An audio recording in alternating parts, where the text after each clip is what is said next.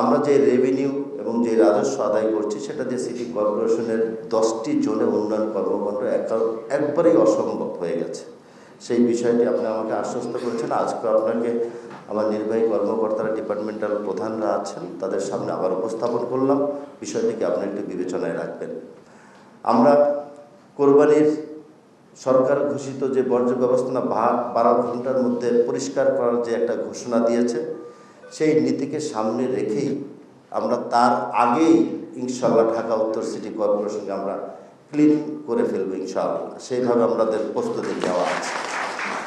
আমাদের পরিবহন কোরবানি এবং 72 ঘন্টার জন্য আমরা বাইরে থেকে 450টি পরিবহনকে টেন্ডারের মাধ্যমে আমরা অন্তর্ভুক্ত করেছি। এর বাইরে আমাদের নিজস্ব পরিবহন সব কিছু মিলে 752টি পরিবহন আমরা কোরবানির বর্জ্য ব্যবস্থাকে কাজে লাগানোর জন্য এই উদ্যোগ গ্রহণ করেছি।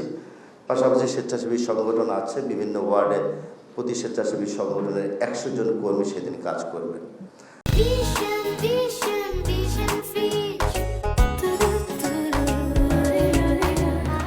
আমরা যেই প্রস্তুতিগুলো নিয়েছি এর বাইরেও আমাদের কিছু ক্যাম্পিংয়ের জন্য, জনসচেতনতার জন্য পরিবহনের মাধ্যমে আমরা মাইকিং করছি এবং জনসাধারণকে অবগত করার চেষ্টা করছি।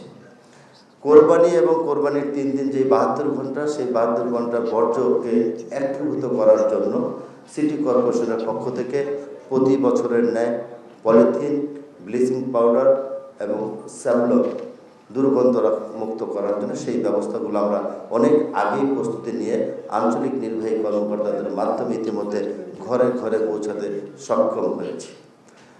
মাননীয় প্রধানমন্ত্রী দৃষ্টি আকর্ষণ করে বলি, আপনি আপনার মন্ত্রণালয়ের আন্ডারে ঢাকা উত্তর সিটি কর্পোরেশন সহ সারা বাংলাদেশ, আমরা ঢাকা উত্তর সিটি কর্পোরেশনের নগরবাসীকে সেবা দিতে চাই।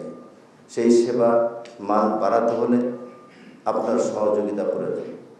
আমি আশা করব কোরবানির আগে আপনি এখানে উপস্থিত হয়েছেন। আমাদের সিটি কর্পোরেশনের প্রতিটি কর্মকর্তারা এখানে উপস্থিত আছেন।